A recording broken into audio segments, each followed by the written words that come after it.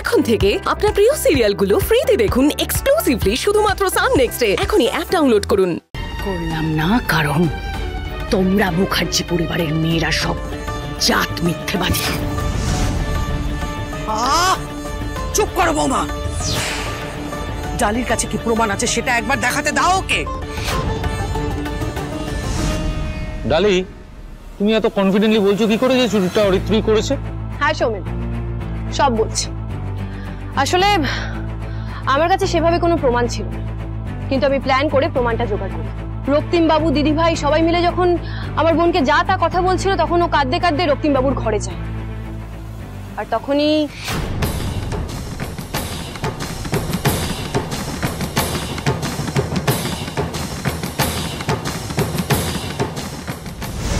আমার প্রথম থেকেই সন্দেহ ছিল যে এই কাজটা অন্য কেউ করছে, কিন্তু আমি এটাও জানতাম যে আপনারা কেউ আমার মুখের কথায় বিশ্বাস করবেন না। তাই আপনাদের বিশ্বাস করানোর জন্য আমি যোগ্য প্রমাণ জোগাড় করি। 1 মিনিট।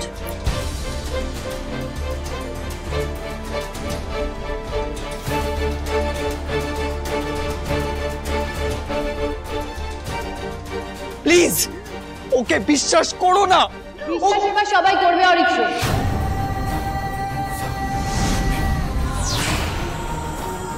আসল অপরাধী কে সেটা প্রমাণ করার জন্য আমি যোগ্য প্রমাণ জোগাড় করি।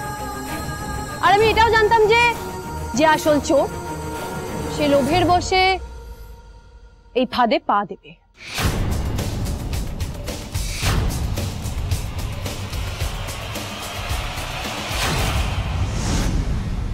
আমার এক্সপেকটেশন অনুযায়ী অরিত্র সেই ফাঁদে পা দেয়, আর এই হলো তার প্রমাণ। দেখি।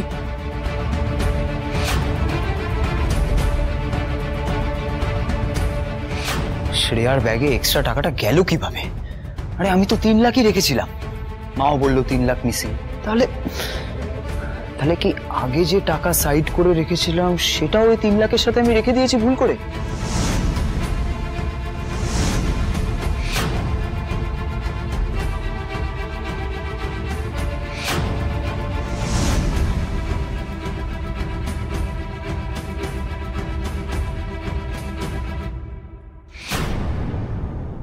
আরে আরে এটা তো এডিট করে আমার মুখটা বসানো হয়েছে, can't you see? What? Yes, এটা তো একটা নকল ভিডিও। নিজের বোনকে বাঁচাতে এইসব নকল ভিডিও বানাচ্ছে ডালি। আসলে what else can I expect? যার শিক্ষা দীক্ষা, বাড়ির শিক্ষা দীক্ষা এরকম, তার থেকে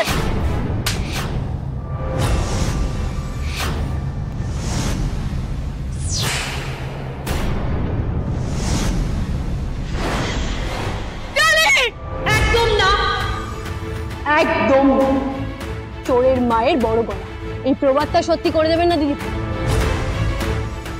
তাতে আপনারই অপমান হবে। হ্যাঁ, আমি এতদিন ধরে অনেক কথা সহ্য করেছি আপনাদের, কিন্তু এবার আমার সহ্যের বাঁধ ভেঙেছে। আমার বা আমার পরিবারের দিকে কেউ ঢিল ছুঁড়লে তাকে পাটকেল খেতে।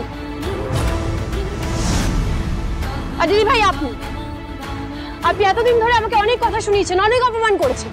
আমি একদম চুপ ছিলাম, একটাও কথা বলি। কেন জানেন? কারণ আপনি আমার থেকে বয়সে অনেক বড়, কিন্তু আমারও সহ্যের একটা সীমা আছে দিদি ভাই। তুমি এইভাবে আমার সাথে কথা বলছো কোন সাহসে?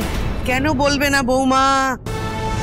আজ অব্দি ওর সাথে তুমি কি কি ব্যবহার করেছো সেটা কি একবারও ভেবে দেখেছো? হ্যাঁ দিদি ভাই, বৌদি এই বাড়িতে আসার পর থেকে সকলকে শুধুমাত্র আপন করে নিতে চেয়েছে, আর তার বদলে কি পেয়েছে?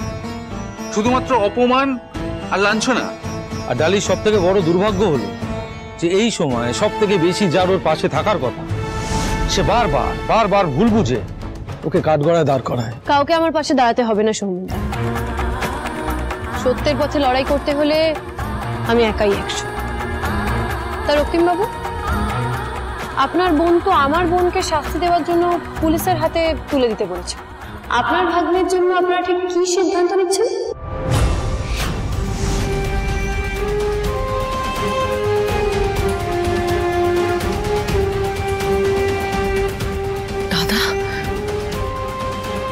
দাদা, দাদা প্লিজ এভাবে চুপ করে দাঁড়িয়ে থাকিস না।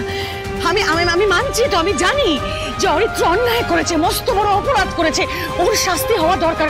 শাস্তি দিবি তুই, দিবি আমি দেবো, কিন্তু তুই আমার ছেলেটাকে এভাবে পুলিশের হাতে তুলে দিস না। তা ওই ডালির কথা শুনে এটা তো হতে পারে না। না দাদা বল, এটা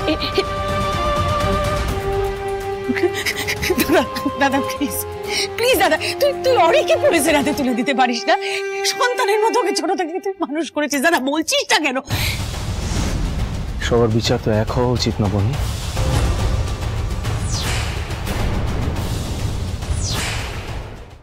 Riku, Riku I am sorry, Riku I am so sorry, Riku পায়ে পড়ছি, রিকু প্লিজ আমার পুলিশে দিও না, Riku, Riku I am sorry, Riku.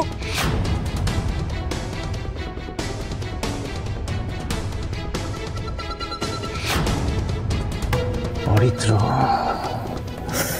Sorry যদি চাইতে হয় তাহলে আমার কাছে নয়, যাও কি ওই বাচ্চা মেয়েটার কাছে চাও যাকে তুমি অকারণে অপরাধী বানিয়েছো। যাও গিয়ে ডালির পায়ে গিয়ে পাও যাকে তুমি অকারণে মিথ্যাবাদী বানিয়েছো। যাও। তুমি আজ ভুল করোনি অরিত্র, তুমি অপরাধ করেছো। রক্তিম দেব বর্মন অপরাধীদের কখনো ক্ষমা করে না।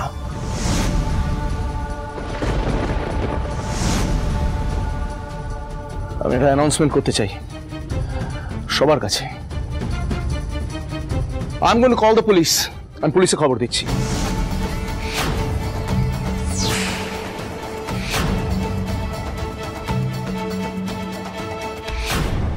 না রক্তিম বাবু,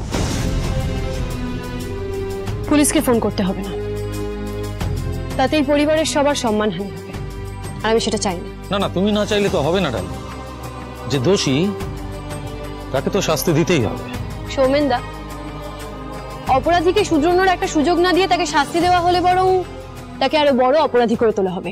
আর তাছাড়া পুলিশের কাছে এই খবরটা যাওয়া মাত্রই এই খবরটা 5 কান হতে বেশি সময় লাগবে না, আর তাতে এই পরিবারের নির্দোষ মানুষগুলোর নাম খারাপ হবে। তুই ওকে শাস্তিতে পাতা দাদা, আমার বন্ধু কোনো দুষ্টু করেনি, ও দুষ্টু ছেলে, দুষ্টু করেছে। ওকে শাস্তিতে, ওকে মার মার বক বক। ঠিক বলেছিস অদিতি, শাস্তি তো আমি আমার নিজের হাতে দেব। পার্স দাও। পার্স দেখো।